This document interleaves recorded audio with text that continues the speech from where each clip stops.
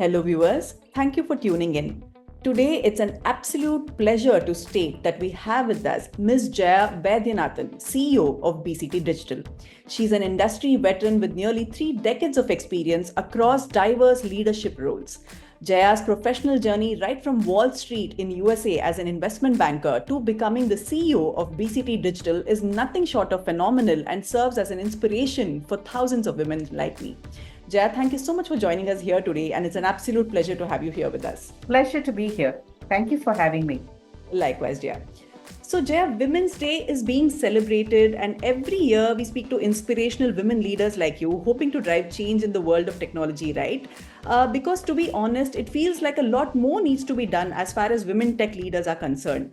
For instance, I was going through the women in tech stats, and the fact remains that only 8 to 9% of women hold leadership positions like CIO or CTO or even IT manager for that purpose, or even serve as technical team leaders. In addition to this, the stat also states that for every 100 men promoted to manager, only 87 or 82 women get the same kind of promotion. So, if I had to ask you, what does Women's Day mean to you personally, and how do you believe it contributes to advancing conversation on gender equality in the workspace? I think Women's Day is an acknowledgement for the need to have equity in the place. And it's also acknowledgement of the strides we have made in the past to get where we are. So it's kind of like a dipstick or a checkpoint, I would say, where it bridges the past and the future. We have miles to go before we sleep, and like I said, you still see that it's not an equitable place yet. The tech world is a bit better than other worlds. When you look at other sectors, it's much better because it's more innovation that's propelling more women participation in this workforce. But you have the leaky pipe syndrome as far as tech world goes as well, where you recruit a lot of people and throughout their life cycle, they drop out of the workforce and you don't have a lot of choices when it comes to management and senior management. And so it needs attention from a regulatory perspective. It needs attention from a corporate perspective. It needs cognizance of the fact that it's not an equitable place. And you need to kind of look at it and kind of make that progress and make those role changes. So it's a combination of individual societal changes. It's also intervention from government. It's intervention from corporate. It's back to work skilling programs, and also an acknowledgement that it's still not, apples to apples. You're absolutely right, Jaya. And when you mentioned that women do join the workforce, but they have to leave out due to, personal commitments and things like that. So, what does it require from organizations' end to drive this mindset? Because, honing women in leadership roles requires a mindset change. I mean, all these years, every organization has a return to work program, like you mentioned. We are also talking about period leaves. And like you mentioned, there are also skilling programs and all of that. But a woman is still considered to be the primary caregiver. Every time something happens at home that needs commitment, it's a woman who takes a career break. So what is actually needed from, the organization's end to drive this change? See, first of all, you're looking at 50% of the GDP of the world. So I think career is not a choice. Career is something that you would need to actively contribute to take India from where we are into, a world developed country. We are talking about Viksit Bharat. How can we get Viksit if you don't have one half of the population not contributing equally to the workforce? In some developed countries where they've already achieved that economic freedom, it may be a choice. But where we've not achieved that, it's more something that is not a choice. And while we can go ahead and state that it's not a choice, there are a lot of barriers for women in the workforce. When 30 years ago, when we were entering the workforce, we had absolutely no role models to say they accomplished, they had it all. They took care of home and had that work-life balance. We didn't have role models for it. Now the next generation is seeing a lot of women kind of like doing it and not having the superwoman syndrome where you say, I can do it all to the best of capabilities. There will be days when you put your family at the forefront, and then the organization has to recognize, whether it's man or woman, that they would have certain personal commitments. I know now it's trendy to talk about 90-hour work weeks, but I firmly don't believe in it. I think work-life balance is very crucial for both mental and proper growth in the workplace, and for your contributions to kind of continue to be at scale, you need to take that break. And again, people would say, don't men have other issues? They do. But women have, you're not going to give birth. Women is going to give birth, and there is going to be certain demands as a primary caregiver. And we are not saying you get free acknowledging it. And so there are so many things from an organizational perspective that you look at it. From a government perspective, obviously, like you mentioned, the period leave, the maternal leave programs and back to work programs, and from an academia perspective, continuous reskilling. All that could be programs that are great, but it's up to the individual to also tap it. So, from a perspective of saying, I need to do this, I need to be the best at the workplace. Because when you say equity, it also means that is your contribution recognized equally. And to be equal, you need to kind of have that focus. Say that I'll be the best at my job, I'm taking a break, but when I have spare time, I'm upskilling myself and I'm coming back with the bang, and my contributions are going to be so vital that the organization is waiting for that to happen. So it's a combination of things. That was a great point, Jaya, and thank you for bringing it out there. While we are on this topic, right, all this while we have been working on getting rid of the subconscious or unconscious bias for people. Now we also have AI in the play. I mean, AI is ingesting all this data, and we have to take care of that aspect as well.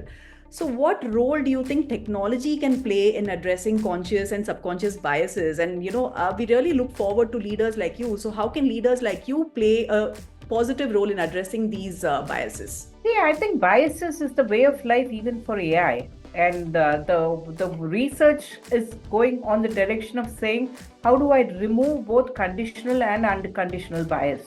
Now, if you look at it, because it depends also on where the system is created. So, because it's a technology, it's going to use data.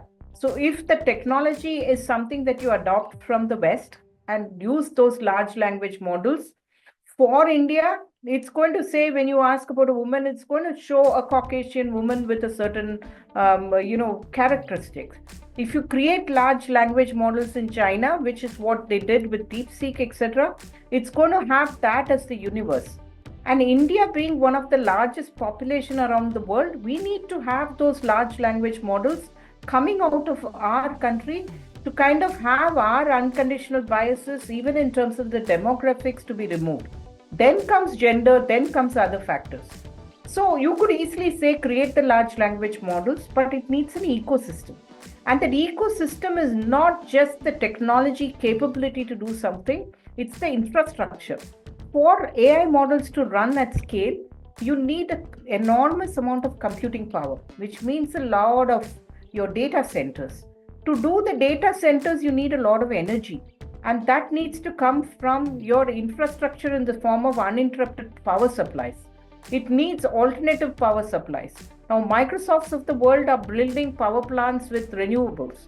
So those kind of ecosystems need to be played, which needs a lot of intervention from the government, from corporates, to make that actually see that last mile connectivity.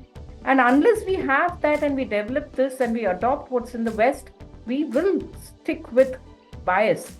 And I would even take a product that's made in the West compared to a product that's made in India. It's going to be a completely different mindset because of the cultural nuances.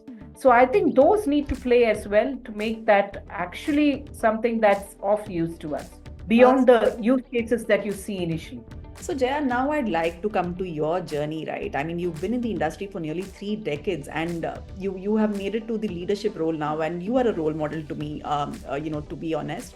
So, as a woman leader, I mean, you would have faced your own fair share of challenges, right? So, what challenges did you face, and how have they shaped your leadership style? So for me, it's always been something, take the less treaded path, and that will make all the difference in your life. I've never believed in sticking with my comfort zone. So starting from an engineering career when there were not many women engineers, to choosing an unconventional job of being an investment banker in the US with zero connects around, There was, it used to be somewhere where you looked at typical kind of people working in investment banking, and I was the odd one out. So I've always walked into a room where I was the, perhaps the only woman, or maybe a couple of women in that mindset. So for me, it was a way of life. And that was something that I was quite comfortable with, discomfort. And so I think that that shaped a lot of the decisions and unconventional choices. And after investment banking, again, it's a job where you work like 20 hours a day and things like that when you start a career, to taking up with management consulting, where I was, a managing partner at Accenture, where it involved a lot of travel, and it involved a lot of putting your hand up for going to non-conventional places. Like I volunteered to be in South Africa. I worked out of UK. So I never let that stop in terms of saying it's going to be uncomfortable. Am I okay with it? I was absolutely comfortable with being in a new environment. And I think that shaped a lot of the choices, even to the entrepreneurial journey that I went through. Because, you don't see a lot of women entrepreneurs that take it out on their own and, say that I will strike it on my own and I will try and get whatever is needed from funding to marketplace to set up and all of that. So that's not something that you see a lot of percentage of people doing. And I think it all stemmed from the origination of saying, I'm going to be okay when things are not set. I'm going to be comfortable if it's out of box. I'm going to be comfortable with risk taking. I'm going to be okay when things don't go right. And when things don't go right, can I hold my peace and say that, this too shall pass? And I will work until, I see success at the end of it. It needs perseverance.